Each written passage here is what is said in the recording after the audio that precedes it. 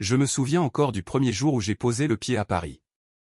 En tant que japonaise, j'avais grandi avec une idée très précise de la politesse. Chez nous, chaque geste est codifié, chaque mot est choisi avec soin, chaque silence a un sens. Alors naturellement, je me suis demandé. Les Français sont-ils aussi polis que les Japonais, ou bien leur manière d'être cache-t-elle autre chose? Au début, j'ai été déstabilisé. Dans le métro, personne ne s'excusait quand les épaules se frôlaient. Dans les cafés, les serveurs semblaient parfois froids, presque distants. Et pourtant, plus je restais, plus je comprenais que la politesse française ne ressemble pas à celle du Japon, mais qu'elle existe bel et bien, simplement sous une forme différente, plus subtile, plus libre, et parfois même plus sincère. Au Japon, la politesse est comme une danse parfaitement chorégraphiée. On s'incline, on remercie, on évite de déranger. En France, j'ai découvert une autre forme de respect. Ici, on vous regarde dans les yeux quand on vous parle. On vous dit bonjour avec une vraie présence. Et si quelqu'un ne vous dit pas bonjour, alors là, c'est presque une offense. Je me rappelle d'un matin dans une petite boulangerie de quartier. J'étais encore nouvelle, un peu timide. Je suis entré, j'ai attendu mon tour sans dire un mot. Quand je suis arrivé au comptoir, la boulangère m'a regardé et m'a dit « Bonjour ». Mais ce n'était pas un simple mot. C'était presque une question. Pourquoi n'avais-je pas dit bonjour en entrant? J'ai compris ce jour-là que, en France, dire bonjour est une clé invisible. Sans elle, aucune interaction ne peut vraiment commencer. Petit à petit, j'ai appris ces règles non écrites. Dans un ascenseur, on dit bonjour. Dans un petit magasin, on dit bonjour. Même dans une salle d'attente, on dit bonjour. Et ce mot, si simple, crée un lien instantané entre les gens. Mais ce qui m'a le plus surprise, ce n'est pas seulement la différence dans les gestes, c'est la différence dans l'intention. Au Japon, nous cherchons souvent à ne pas déranger. En France, j'ai l'impression que les gens cherchent à être eux-mêmes, même si cela implique parfois de déranger un peu. Un jour, dans un café à Lyon, un homme à côté de moi a commencé à parler avec la serveuse comme s'ils se connaissaient depuis toujours. Il plaisantait, il râlait un peu, il racontait sa journée. Au Japon, ce genre de familiarité serait rare, presque impensable dans un cadre professionnel. Mais ici, cela semblait naturel. Et la serveuse lui répondait avec le même ton, ni soumise, ni distante, mais égale. C'est là que j'ai compris quelque chose de très important. La politesse française n'est pas basée sur la hiérarchie, mais sur l'égalité. On ne se comporte pas différemment selon le statut de l'autre, mais selon la relation que l'on construit avec lui. En voyageant dans différentes régions, j'ai aussi remarqué que cette politesse changeait subtilement.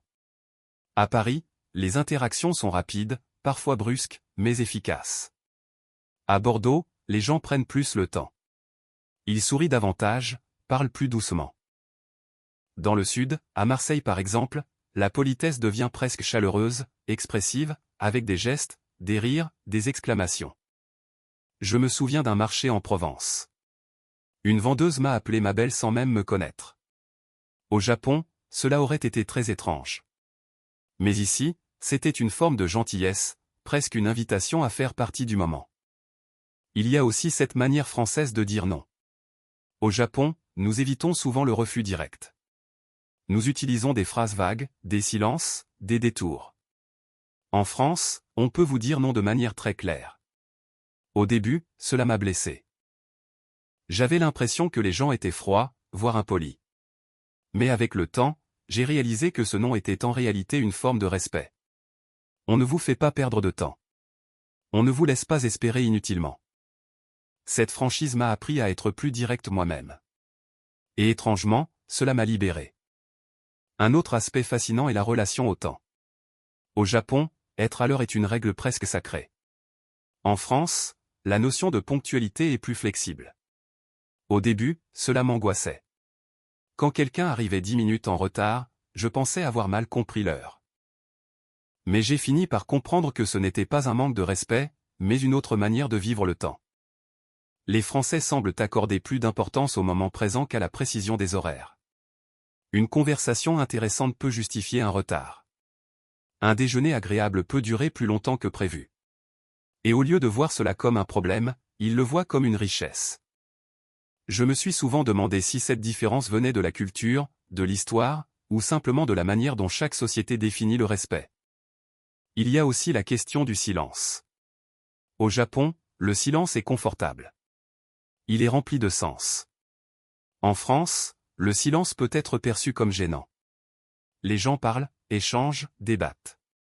Même avec des inconnus, il n'est pas rare de commencer une conversation. Je me souviens d'un train entre Paris et Strasbourg. Une femme assise en face de moi m'a demandé si je voyageais seul. Puis nous avons parlé pendant 2 heures. De nos vies, de nos différences culturelles, de nos rêves. Au Japon, une telle conversation aurait été beaucoup plus rare. Ce goût pour l'échange m'a profondément marqué. Les Français aiment exprimer leurs opinions. Ils aiment discuter, argumenter, parfois même contredire. Mais ce n'est pas forcément un conflit. C'est une manière de créer du lien. Au début, je pensais que ces discussions étaient des disputes. Mais j'ai appris à reconnaître la nuance. Une conversation animée peut être un signe d'intérêt, d'engagement. Dans la vie quotidienne, cette différence se retrouve partout. Dans les dîners entre amis, les repas durent longtemps. On parle, on rit, on débat. Au Japon, les repas peuvent être plus calmes, plus structurés. Et puis il y a cette relation particulière à l'espace personnel. Au Japon, nous faisons très attention à ne pas envahir l'espace des autres. En France, les gens sont plus proches, physiquement et émotionnellement.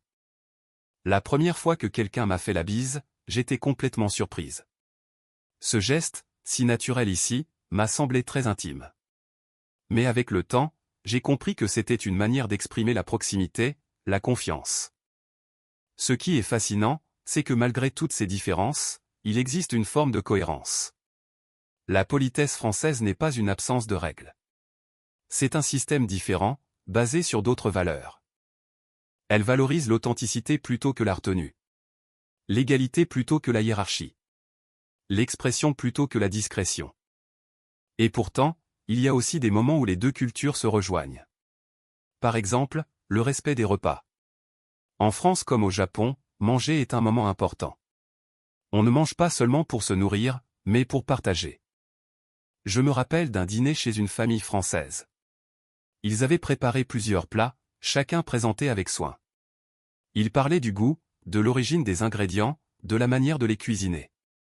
Cela m'a rappelé les repas au Japon, où chaque détail compte. Mais la différence était dans l'ambiance. Au Japon, les repas sont souvent calmes. En France, ils sont vivants, parfois bruyants, mais toujours chaleureux. Plus je vivais en France, plus je réalisais que la politesse n'est pas universelle. Elle est le reflet d'une culture, d'une histoire, d'une manière de voir le monde. Au Japon, être poli, c'est anticiper les besoins des autres, éviter de les mettre mal à l'aise. En France, être poli, c'est être présent, honnête, et engagé dans l'interaction. Ces deux approches ne sont ni meilleures ni pires. Elles sont simplement différentes. Et peut-être que le vrai apprentissage du voyage, ce n'est pas de juger ces différences, mais de les comprendre. Aujourd'hui, quand je retourne au Japon, je remarque des choses que je ne voyais pas avant. Et quand je suis en France, je continue d'apprendre chaque jour. Je suis devenu une sorte de pont entre ces deux cultures. Parfois maladroite, parfois hésitante, mais toujours curieuse. Et si je devais répondre à la question initiale? Les Français sont-ils polis? Je dirais que oui. Mais pas de la manière que j'imaginais. Leur politesse est moins visible, moins codifiée, mais elle est là. Dans un regard, dans un bonjour, dans une conversation spontanée, dans une franchise qui peut surprendre mais qui finit par toucher. Et peut-être que la vraie politesse, au fond, ce n'est pas seulement suivre des règles. C'est reconnaître l'autre, lui accorder une place, et être sincère dans la rencontre. C'est ce que la France m'a appris. Et c'est une leçon que je garderai toute ma vie. Quand j'ai commencé à comprendre les bases de cette politesse française, je pensais avoir déjà percé le mystère. Mais en réalité, ce n'était que la surface. Plus je vivais ici, plus je découvrais des couches invisibles, des nuances presque imperceptibles, qui rendaient cette culture encore plus fascinante. Il y a quelque chose que j'ai mis beaucoup de temps à saisir. En France, la politesse ne se limite pas aux mots, elle se cache aussi dans les silences, mais pas les mêmes silences qu'au Japon. Ici, le silence n'est pas forcément un refuge, il peut être un message. Un silence après une question peut signifier un désaccord. Un silence dans une conversation peut créer une tension. C'est très différent de mon pays, où le silence protège l'harmonie. Un jour, lors d'un dîner avec des amis français, j'ai posé une question assez simple. Personne n'a répondu immédiatement. J'ai pensé que j'avais dit quelque chose de déplacé. Mais en réalité, ils réfléchissaient. Puis la discussion a commencé, lentement, puis avec passion. C'est là que j'ai compris que le silence, ici, est parfois juste une transition vers une idée plus forte. Ce qui m'a aussi surprise, c'est le rapport à la critique. Au Japon, nous évitons de critiquer directement. Nous utilisons des formes indirectes, des suggestions, des nuances. En France, j'ai découvert une culture où la critique peut être directe, mais elle n'est pas forcément négative. Elle peut même être une preuve d'intérêt. Je me souviens d'un moment où j'ai montré un projet personnel à un ami français. Il m'a dit très franchement ce qu'il n'aimait pas. Sur le moment, j'ai été un peu choqué. Mais ensuite, il a pris le temps d'expliquer, de proposer des idées, d'encourager. Ce n'était pas un jugement, mais une manière de participer, de s'impliquer. Cette façon de dire les choses m'a fait évoluer. J'ai appris à ne pas prendre chaque remarque comme une attaque. J'ai appris à écouter, à répondre, à échanger. Et petit à petit, j'ai commencé à apprécier cette honnêteté. Il y a aussi cette relation particulière à l'individualité. Au Japon, nous faisons souvent passer le groupe avant l'individu. En France, j'ai ressenti une forte valorisation de la personnalité. Les gens expriment leurs goûts, leurs opinions, leurs différences, sans chercher à les cacher. Cela se voit dans la manière de s'habiller. Dans les rues de Paris, j'ai vu des styles très variés, parfois inattendus. Et personne ne semble juger. Au contraire, cette diversité est presque célébrée. Mais cette liberté a aussi ses règles invisibles. Par exemple, il existe une forme de goût, une certaine élégance discrète. Les Français semblent accorder de l'importance à l'apparence, mais d'une manière naturelle, presque sans effort. Ce n'est pas une perfection rigide, mais une harmonie. Je me souviens d'avoir passé beaucoup de temps à observer les gens dans les cafés. Leur manière de s'asseoir, de parler, de tenir une tasse, de regarder autour d'eux. Tout semblait simple, mais en réalité, il y avait une forme de maîtrise. Et puis il y a la question du rythme de vie. Au Japon, tout est organisé, structuré, rapide. En France, j'ai découvert un autre tempo. Les journées sont ponctuées de pauses. Le déjeuner est un moment important. Même dans les villes, il y a cette impression que le temps peut s'étirer. Au début, cela m'a frustré. J'avais l'impression de perdre du temps. Mais ensuite, j'ai commencé à comprendre. Ce temps n'est pas perdu, il est vécu. Un déjeuner peut durer 1 heure, parfois 2. On parle, on mange lentement, on savoure. Ce n'est pas seulement un repas, c'est une expérience. Je me rappelle d'un repas dans un petit village du sud. Le restaurant était simple, presque caché. Le serveur connaissait tous les clients. Les plats arrivaient doucement, comme une histoire qui se déroule. Et personne ne semblait pressé. Ce jour-là, j'ai réalisé que la politesse peut aussi être une question de rythme. Prendre le temps pour quelqu'un, c'est une forme de respect. Mais il y a aussi des contradictions. Parfois, les Français peuvent sembler impatients, surtout dans les grandes villes. Dans les transports, dans les files d'attente, les gens peuvent soupirer, s'agacer. Cette dualité m'a longtemps intrigué. Puis j'ai compris que la politesse française n'est pas constante, elle est contextuelle. Elle dépend du moment, du lieu, de la relation. Dans un cadre formel, les règles sont très claires. Dans un cadre informel, elles deviennent plus flexibles. Et c'est à chacun de naviguer entre ces deux mondes. Il y a aussi une chose que j'ai apprise à mes dépens. En France, poser trop de questions personnelles peut être mal perçu, surtout au début. Au Japon, certaines questions sont courantes pour créer du lien. Ici, il faut parfois attendre, laisser la relation se construire. Mais une fois que la confiance est là, les échanges deviennent très profonds. Les Français peuvent parler de sujets intimes, partager leurs pensées, leurs émotions. Cette transition entre distance et proximité est très particulière. Je me souviens d'une amie française qui, au début, était très réservée avec moi. Puis un jour, sans prévenir, elle m'a raconté une partie très personnelle de sa vie. Cela m'a touché. Et j'ai compris que cette ouverture, ici, est un choix, pas une obligation. Un autre aspect fascinant est la manière dont les Français gèrent les conflits. Au Japon, nous cherchons souvent à éviter le conflit. En France, il est parfois accepté, voire nécessaire. J'ai assisté à des discussions très animées, avec des voix qui montaient, des gestes, des expressions fortes. J'étais presque inquiète. Mais quelques minutes plus tard, tout le monde riait, comme si rien ne s'était passé. Cette capacité à exprimer un désaccord sans briser la relation m'a impressionné. Elle demande une certaine confiance, une certaine maturité. Dans la vie quotidienne, cela se traduit aussi par une plus grande liberté d'expression. Les gens disent ce qu'ils pensent. Pas toujours de manière douce, mais souvent de manière honnête. Et cette honnêteté, même si elle peut être déroutante, crée une forme de clarté. Je me suis souvent demandé si je pouvais adopter cette manière d'être. Si je pouvais être plus directe, plus expressive, tout en restant fidèle à mes valeurs. Petit à petit, j'ai trouvé un équilibre. Je suis toujours japonaise, avec ma sensibilité, ma manière de percevoir les choses. Mais j'ai intégré une part de cette liberté française. Aujourd'hui, je peux dire que vivre en France m'a transformé. Pas en me faisant abandonner ma culture, mais en m'ouvrant à une autre manière de vivre. Et dans cette rencontre entre deux mondes, j'ai découvert quelque chose de précieux. La politesse n'est pas une règle universelle, c'est un langage. Et comme tout langage, il faut du temps pour l'apprendre, pour le comprendre, pour le ressentir. Et peut-être que le plus beau, ce n'est pas de choisir entre deux cultures, mais de créer son propre langage, fait de nuances, de respect, et de curiosité. Et puis, avec le temps, je me suis rendu compte que la question que je me posais au début n'était peut-être pas la bonne. Je voulais savoir si les Français étaient polis, comme nous au Japon. Mais aujourd'hui, je pense que la vraie question est différente.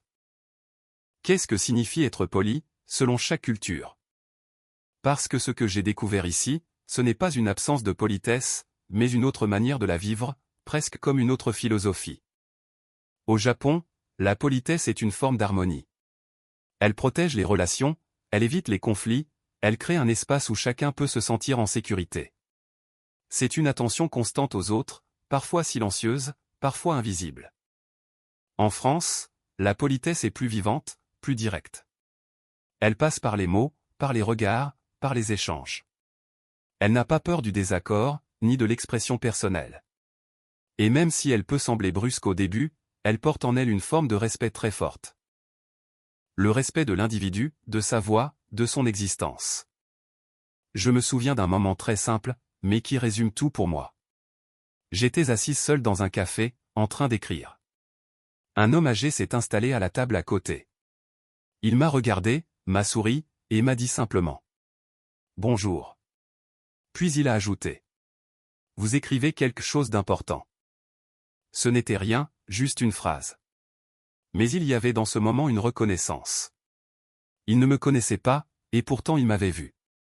Pas seulement physiquement, mais vraiment vu. Au Japon, la politesse consiste souvent à ne pas déranger l'autre. En France, j'ai appris qu'elle peut aussi consister à aller vers l'autre. Et cette différence a changé ma manière de voir le monde. Il y a encore des choses que je ne comprends pas totalement. Parfois, certaines réactions me surprennent. Parfois, je ressens encore ce décalage, cette petite distance entre ce que j'attends et ce que je vis. Mais ce décalage est devenu précieux. Parce qu'il me pousse à observer, à réfléchir, à apprendre. Je me rends compte que vivre entre deux cultures, ce n'est pas choisir l'une ou l'autre. C'est accepter d'être un peu entre les deux, de ne jamais être complètement à sa place, mais de créer une place nouvelle. Aujourd'hui, quand je dis bonjour en entrant quelque part, je le dis avec une présence que je n'avais pas avant. Quand je parle avec quelqu'un, j'essaie d'être à la fois attentive, comme au Japon, et sincère, comme en France. Je ne suis plus exactement la même personne que celle qui est arrivée ici la première fois. Et peut-être que c'est ça, le vrai voyage. Ce n'est pas seulement découvrir un autre pays. C'est se redécouvrir soi-même à travers les autres. Si je devais résumer ce que la France m'a appris, je dirais ceci. La politesse n'est pas une règle fixe. Ce n'est pas une liste de gestes à suivre. C'est une manière d'être avec les autres. Parfois douce, parfois directe, parfois maladroite, mais toujours profondément humaine. Et aujourd'hui, quand quelqu'un me demande si les Français sont polis, je souris. Parce que je sais que la réponse ne tient pas en un mot. Elle tient dans une expérience, dans des rencontres, dans des moments partagés. Elle tient dans un bonjour échangé dans une boulangerie, dans une conversation imprévue dans un train, dans un regard croisé au détour d'une rue. Elle tient dans tout ce que l'on ne peut pas expliquer facilement, mais que l'on peut ressentir. Et moi, en tant que japonaise, je suis reconnaissante d'avoir pu vivre cela. Parce que grâce à la France, j'ai appris qu'il existe 1000 façons d'être respectueux, 1000 façons d'être attentif, 1000 façons d'être humain. Et aucune d'entre elles n'est supérieure à une autre. Elles sont simplement différentes. Et dans cette différence, il y a une beauté immense. Alors aujourd'hui, je continue de voyager, de regarder, d'écouter. Et chaque jour, je découvre encore une nouvelle nuance, un nouveau détail, une nouvelle manière d'être. Et je me dis que peut-être, au fond, la politesse n'est pas une question de pays. C'est une question de regard. Le regard que l'on porte sur les autres.